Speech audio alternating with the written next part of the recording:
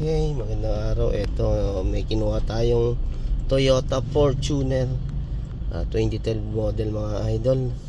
I-ano natin to, heavy PMS. Palitan natin ng transmission fluid. Check natin yung mga brakes. Tapos palitan na nga natin lahat ng fluid nya, no, ni idol. Power steering fluid, brake fluid. Okay, differential oil, coolant. Ayan yung mga papalitan natin. Tapos linisin na rin natin yung EGR valve dahil ang tinakbo na nito 109k mileage. Isasabay na nga rin ni idol yung timing belt. Palit timing belt na rin mga idol. Yung sa turbo, titignan pa natin kung makapal yung carbon dahil nga ayan. Pero okay naman ang hatak, wala namang problema sa hatak. Yun lang, talagang ang biyahe pala nito is Marinduque, Cainta, Rizal to Marinduque. Kaya yan, shout out po sa taga Marinduque. Ayan yan mga idol, kahit saan man lugar kayo, nasa anong probinsya man, ayan, pwede nyo po dalhin dito sa amin yan sa Taytay, Rizal. Kung gusto nyo po makasigurado sa heavy PMS at PMS ng ating sasakyan. Pero syempre, hindi naman natin marami naman napapagkatiwalaan na mekaniko. Yan, gaya natin, isa na po tayo dyan. Wow. Ayan mga paps, papunta lang tayo sa shop. Ayun mga paps, pagpapunta kayo dito sa shop, makikita nyo yung Palmera Dim Sum House. Ibig sabihin niya, napakalapit na namin. Ayan o, Palmera Dim Sum House. Tapos Moto Express. Ayan, pag nakita nyo yung building na FGA na yan, na may Ideal Vape, G-Vibes, ayan, Sangyup, ayan na yan yung AE Car Care Services, o kaya ang Colocoy Garage. Ayan, dito lang, pasok lang po kayo. Ayan, may car wash dito.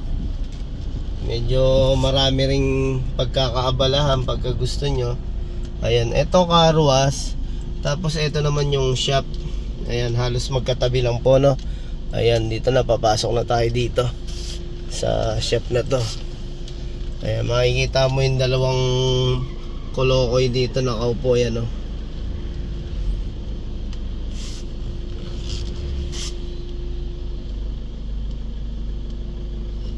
Yun, okay. Dito na tayo. Yan na nga mga idol, napansin din natin may leak ang valve cover. Tapos ang turbo nagbabasa. Yan mga idol, oh. Ibig sabihin to, kailangan na rin sanang linisin ang turbo pag ganyan naglangis ang labas. Ayan, D4D. Ayan, ito kasama natin sa PMS tong preno.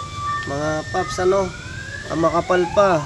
Ang kailangan lang natin dito cleaning mga idol, pa-cleaning natin kasi nakakabawas ng preno yung dumi. Tsaka kapit ng handbrake natin yan. Tapos ito, pagka hindi na maganda, pinapa-repaste din, pero okay naman siya. Linisin natin, nilinisin natin. Tapos ito, tingnan na nga natin yung kinakalas si pare dito na EGR valve. Punta tayo dito sa throttle. Yan, naglalangis lang naman. Tapos syempre, ito na yung ating EGR joint. Ayun, madumi. Ayan mga idol, nalinis na nga natin, sinabon natin mga paps. Ayan mga idol, tingnan natin yung combustion. Ayos, hindi naman ganun kadumi. Ayan. Mga idol, ito na yung pinagbabaklas natin sa turbo tsaka EGR, intake manifold. Ayan. Ito lang kapal, oh. Yun, oh. Ayan yung kaganda mga idol. Pag nilinis natin yung turbo, kasama na to, no? Yung tambak ng carbon.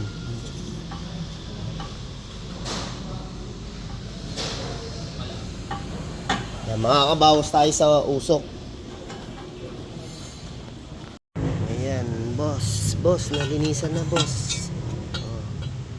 Okay, tagusan na, bumalik na sa dati. Ayan, no? Throttle, EGR. Ayan, tapos combustion natin. Okay. Yes. Yan, nalinisan na rin pati ating turbo mga idol. Oh. Pati. Yes, yan na nga. Yun. Nakabit na yung ating intake manifold.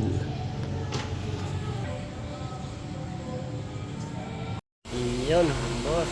Inubo na namin yung turbo. Yun. Yun, kaya mga paps, sakto yung ano natin ito. Yung clam na to, no. Yung mga idol, yung kanina makapal, oh.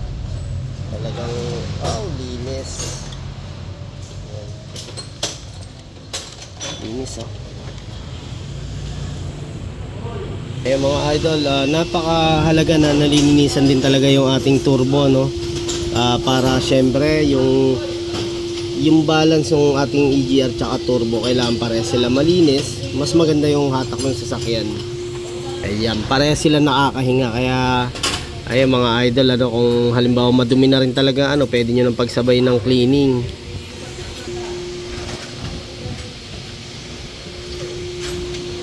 Yan, ayan, boss, isasalpak na natin yung turbo.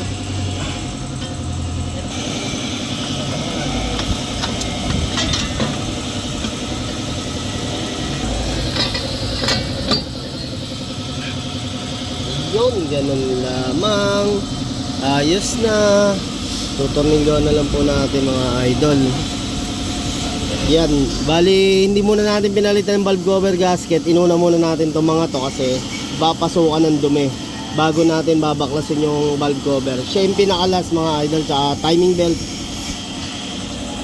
Yan mga idol, draining na rin natin yung power steering, brake fluid, coolant, engine oil, tsaka yung transmission fluid, tsaka differential oil. Yung mga idol, yung power steering, oh. Papatuloy na natin magdamag yan, tsaka yung langis sa makina. Ito rin yung transmission fluid natin, magdamag na natin patutuluin to kasi bukas pa na matatapos yung gawa, no. Kaya maitim na rin talaga, kaya tama lang na mapalitan. Ayan, boss. O bet madumi na rin. Hindi pa rin tapos, dami, ah. Tatanggalin natin yung pinaka oil pan para mas malinis.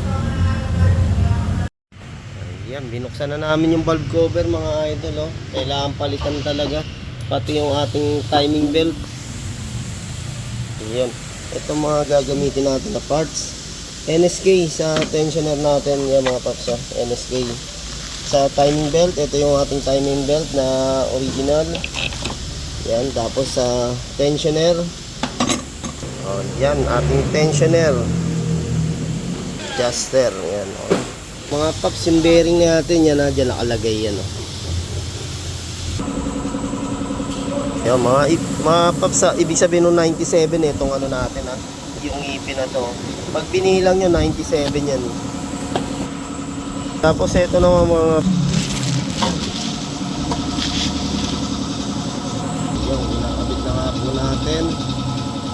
Ito naman yung nag-a-adjust mga paps, no, para yung saktong sikip ng ating timing belt. Napakahalaga dyan mga idol yung timing natin, no, gaya nito. Yan, ito yung ating timing, kailangan lagi naka-timing mga paps, no. Tsaka syempre yung nasa baba na ayan, no. Yung mga idol, yung ating timing, oh, nandito, no, kasi nandito rin yung mark, timing mark. Yan.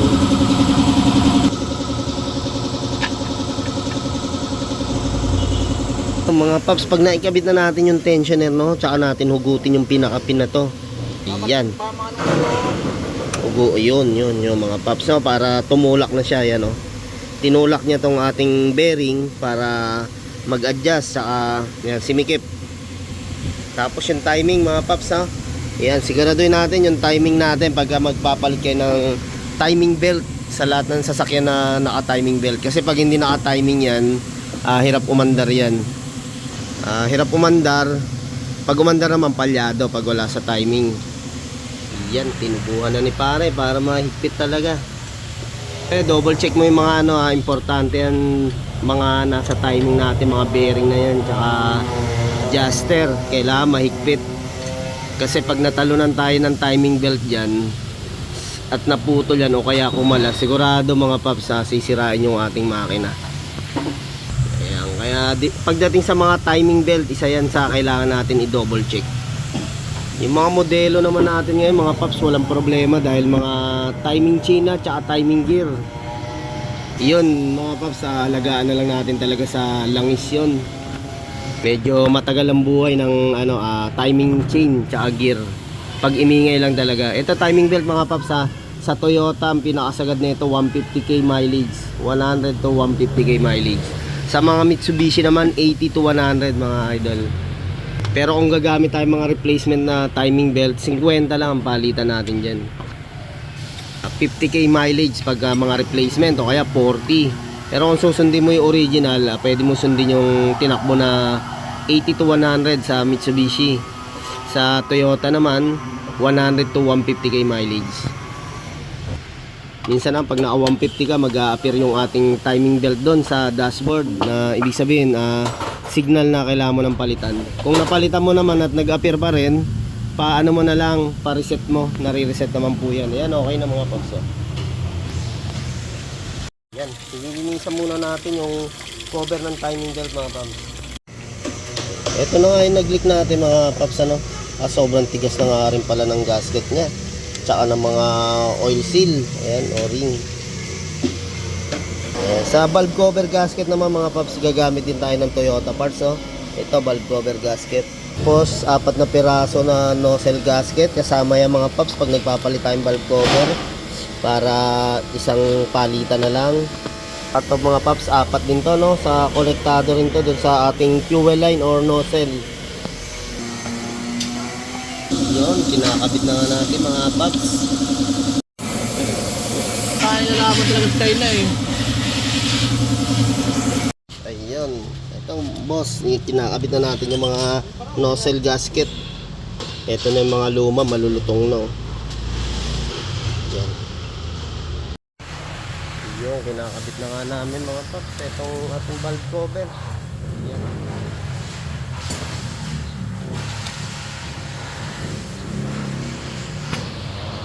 So, spray na lang natin ito mamaya. Ayan mga paps, yung fuel line natin yan, pinapaputi na ni Idol, ni partner, para kahit pa paano talagang malinis na malinis pag sinalpak natin. Yun, tanggal na nga namin yung pinaka oil pan. Ayan, sobrang dumi na. Ayan, malamang to matagal na rin talaga hindi napalitan ng transmission fluid.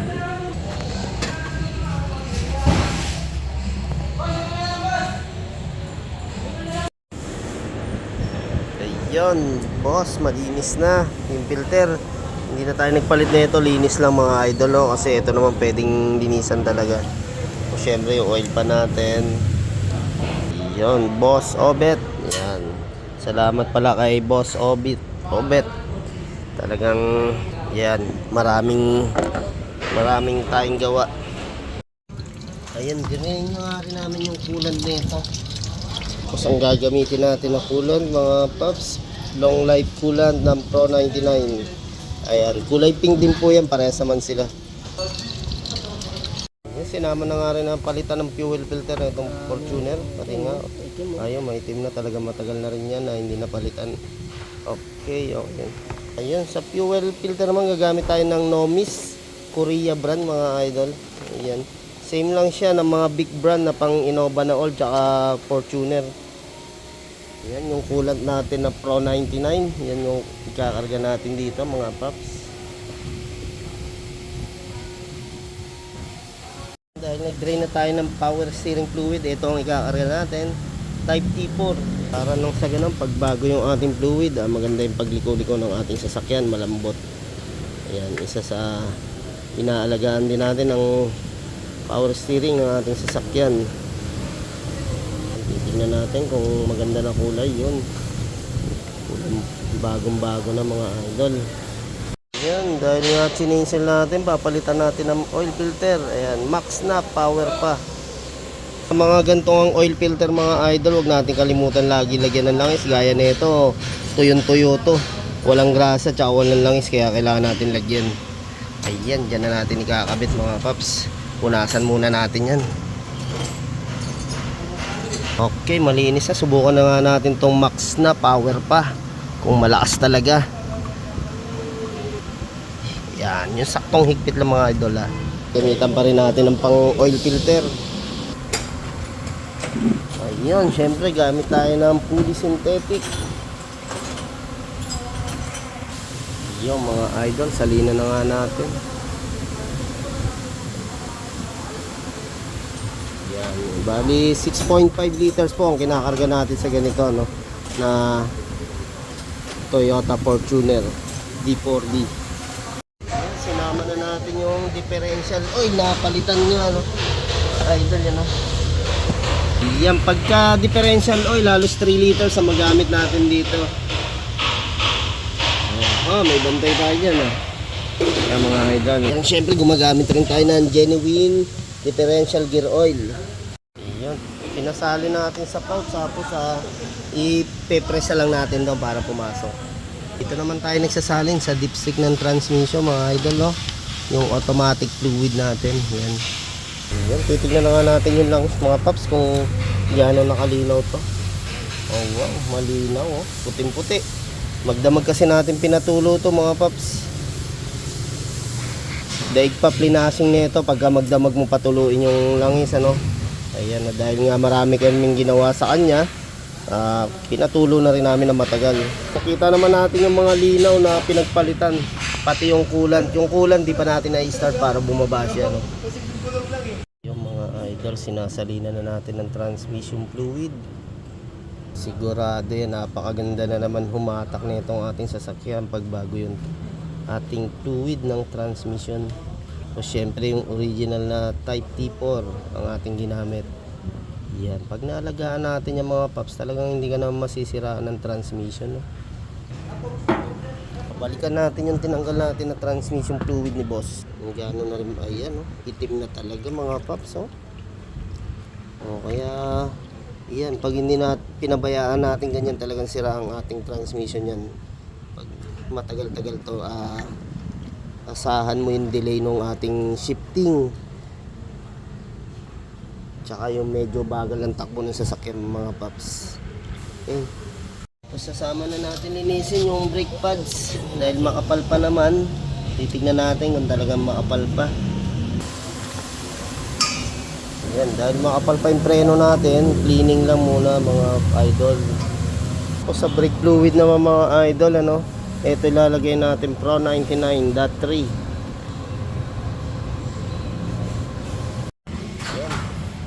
Dinis na. Ayun, bali yung kabilang side natin, ganun din, makapal, cleaning lang. Yun, napalitan na rin natin ng drive belt, mga paps, 70k. Ang brand natin, ayan, Mitsubishi Bushi, talagang 1.2 mga paps. Ayan, dahil may lumalagitik, binuksan na namin itong alternator ni boss para makita yung pulley. Natin yung carbon, ayan, mahaba pa, okay pa to, okay pa carbon. Kapita, ha? Okay mga paps, natapos na natin tong Toyota. Ayun mga idol, tinetest drive na nga natin, no? Para bago kunin ni idol is ayos na talaga yung takbo.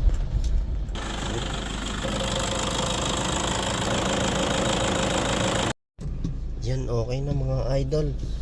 Ayos na yung takbo na ito. Lalong gumanda hatak ng Toyota Fortuner. Okay, pwede nang kunin ni idol. Okay, patapos na rin yung isang ginagawa natin ng heavy PMS L300 Euro 4. Ito, halos lahat to pinalitan natin ng fluid. Tapos yun nga, linis preno, inspect, mga under chassis, nilagyan ng grasa yung propeller. Ayun, kaya safe na bumiyahe si boss. Biyahe pala nito, laging Marinduque. Shoutout po sa mga taga Marinduque. Yan. Ito lang po kami sa Taytay Rizal.